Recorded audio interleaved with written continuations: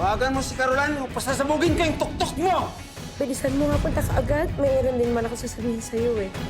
Nang nasa opisina sila Cindy ay galit na sinabi ni Gina na dahil kay Caroline ay mas lalong nadagdagan yung galit niya kay Annie na kung hindi titigil si Caroline ay hindi imposibleng malaman niya ang totoo. Agad namang sinabi ni Cindy na hindi kilala ni Caroline si Annie pero pinaalala ni Gina na kaibigan na ng dalaga si Bingo na nag-iisang anak ni Annie. Giniit ni Gina na kailangan nilang patahimikin sa pamamagitan ni Bingo.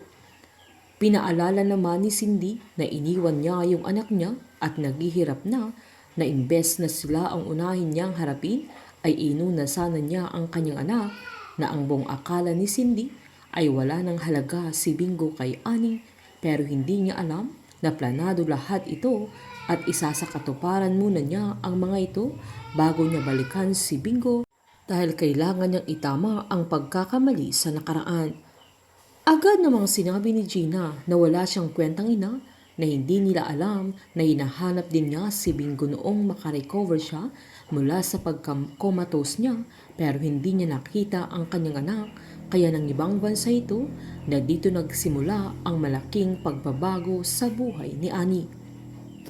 Pinaliwanag ni Gina kay Cindy na baka magagamit pa nila si Bingo laban kay Annie na agad namang sinabi ni Cindy na isang option lang nila ang binata at nag-aalala siya dahil hindi nila mapredict ang mga galaw nito na meron silang hindi nakikita na si Annie lang ang nakakakita na kailangan nilang malaman kung ano ang mga yun.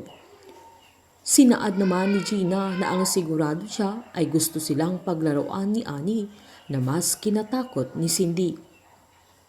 Takot na takot sila Gina at Cindy habang nag-uumpisa pa lang si Annie sa kanyang paghihiganti at wala silang kamalay-malay na nakapasok na ang galamay niya sa GLC na si mismong Sherwin na transitional CEO ng kumpanya nila at hinihintay na lang nila yung share na ibebenta ni Bettina sa kanila para maangkin na ni Annie ang GLC na ikababagsak ng mga Jews.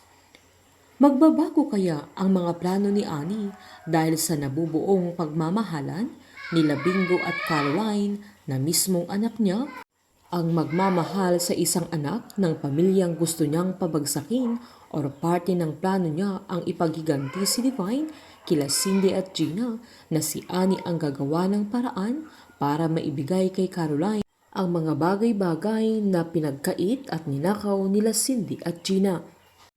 Habang nag-abang naman si Bingo sa harap ng bahay nila Caroline na hinabol niya yung sasakyan ng dalaga, kaya agad-agad siyang hinabol ng mga guards ni Caroline.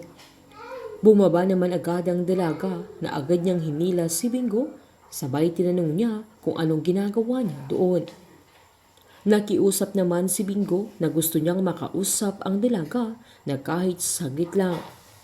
Hindi naman makatanggi si Caroline dahil na-realize na din niyang may mali din siya kaya agad niyang sinabihan si Bingo na sumama ito sa kanya at sumakay sila sa kotse niya. Pagkatapos naman ng usapan nila Cindy at Gina ay pinatawag niya agad si Stephen na nagpanggap siyang mangungumusta siya sa kanila ni Caroline. Agad sinabi ng binata na hindi pa sila ulit nag-uusap ng dalaga na naiinis ito na sa huling nagkasama sila ay naggalit siya kay Bingo dahil sinira niya yung diskarte niya kay Caroline. Sabay sinabi niyang hindi magandang impluwensya si Bingo sa dalaga dahil pinapaikot lang siya ng binata. Habang nang makarating naman sa tabi ng ilog sila Bingo at Caroline ay sinabi niya sa dalaga na may hihilingin siyang pabor pero mas gusto muna niyang klaruhin ang mga bagay-bagay na na-misinterpret ni Caroline bago niya husgahan ito. Pinaliwanag ng binata na yung racket niya kay Aling Cathy ay hindi niya intensyong pagkakitaan si Caroline na agad namang sinabi ng dalaga na naiintindihan na niya at mali na naibuhos niya sa kanya ang emosyon niya dahil galit na galit siya sa mga sandaling yan. Agad namang sinabihan ni Bingo si Caroline na tubigil muna siya sa kasasalita at siya muna ang magsasalita kaya tumahimik ang dalaga. Mapapatunayan ni Caroline sa sarili niya na tama ang sinabi ni Jersey sa kanya na si Bingo lang ang nakakapagpatino sa magulo niyang personalidad. Painit ng painit ang mga tagpo, sabay-sabay po nating subaybayan ang advance episode ng Can't Buy Me Love dito po sa aking channel. Patuloy lamang pong manood at mag-subscribe para ma-update po kayo sa mga susunod na episode. Marami pong salamat.